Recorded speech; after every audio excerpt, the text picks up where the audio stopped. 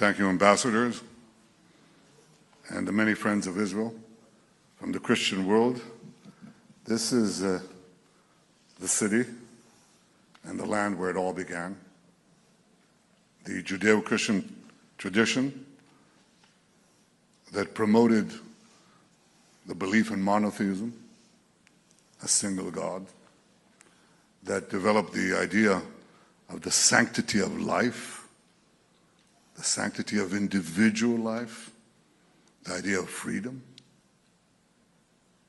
In an ancient world that was swamped with massive slavery, to build these ancient empires, the Jewish people came out with the idea that slavery should be limited and ultimately removed. This was revolutionary. The beginning of the idea of freedom began in this land.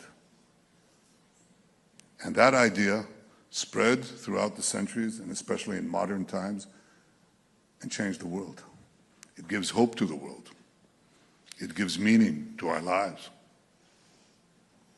It gives a bond between the world's greatest democracy, the United States of America, and the world's vibrant democracy here in Israel.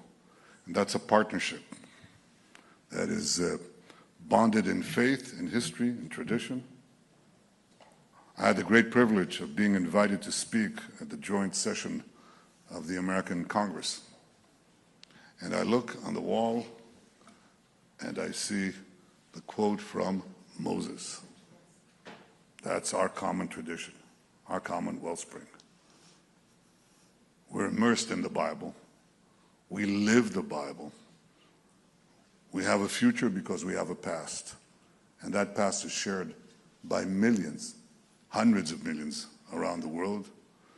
And I want to thank you on behalf of the people of Israel and the Jewish people for that enduring friendship, which is the mainstay of our present and future ability to live in a free, prosperous, and peaceful world. But that bond is being challenged today. It is being challenged today by a fanatic fundamentalism, an Islamist fundamentalism that seeks to subjugate all Muslims that they view as infidels, eradicate the American and obviously the Israeli presence in the Middle East. They call America the great Satan. Israel is the small Satan, perhaps, but it's a small Satan standing in their way. And we fight them. We fight them together, as we recently have with President Trump's leadership and our partnership. And yet we see the effort to break down our bond in America,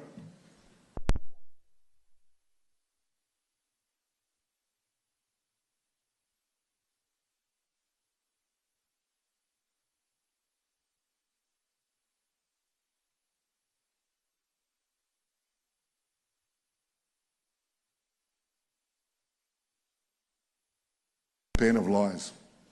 Israel is now portrayed as the enemy of Christians.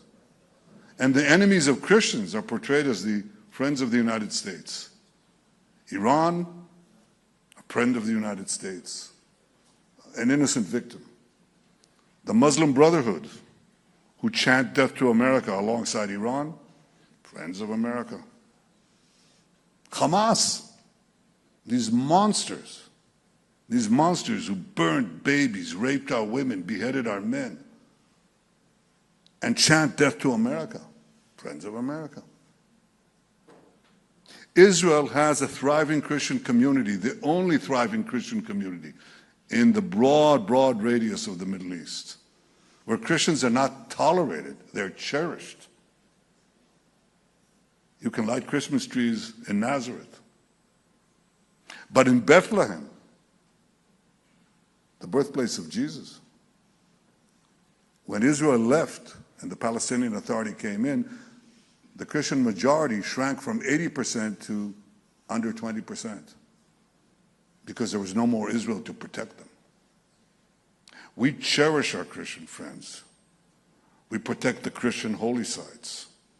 not only the Church of the Holy Sepulchre, but in the Galilee. Not only in Nazareth, but in the Galilee, in Capernaum, where Jesus preached for 3 years. We uphold and cherish those sites. So Israel, the guardian of Christianity in the Middle East, is presented on American television by purchased influencers. It's presented as the enemy of Christianity. What folly, what lies, what a travesty of truth. So one of the things we have fought now, a 7-front war, we have an 8th front. And that is the front and the battle for truth. And I can think of no one who can carry this battle alongside with us, no one who can do it better than you on this channel, than you, Paula, and our many Christian friends who must fight for our common values, who must stand up for the truth. And by standing up for the truth, you stand up with Israel, and you stand with the Jewish people against this abomination of falsehoods. We can win this war exactly as we win the 7-front war. And I thank you for your support. I want to address also the ambassadors who are here. Your countries have strong Christian communities and a strong bond with this too. And I want to thank you for your support and the many, many, many millions around the world who voiced support for Israel during our great battles here. We haven't finished, but we're winning, and we'll continue to win. But the main thing that I want to stress is the importance of winning the battle for truth. And that is a battle that we fought even as we speak now. Israel is presented as though we are applying a campaign of starvation in Gaza. What a bold-faced lie. There is no policy of starvation in Gaza, and there is no starvation in Gaza. We enable humanitarian aid throughout the duration of the war to enter Gaza. Otherwise, there would be no Gazans. And what has interdicted the supply of humanitarian aid is one force, Hamas. Again, the reversal of truth. Hamas robs, steals this humanitarian aid, and then accuses Israel of not supplying it. Well, we've enabled the amount required by international law to come in. There are hundreds and hundreds of trucks loaded with tons. So far, we've supplied 1.9 million tons of food since the beginning of the war, almost 2 million tons. And now we have hundreds of trucks that are waiting on the Gazan side of the Kerem Shalom crossing. And it's international organizations, some of them very well intended. And it's the UN too. Food that they purchased. And we said, go ahead, deliver it. And they said we can't because combat is going on. And we say, yes, we're combat, we'll fight. Where we're fighting, we'll continue to fight. But there are safe corridors. You can bring the food to anywhere you want. That is not a problem. So we've just announced that formally. Here are safe corridors.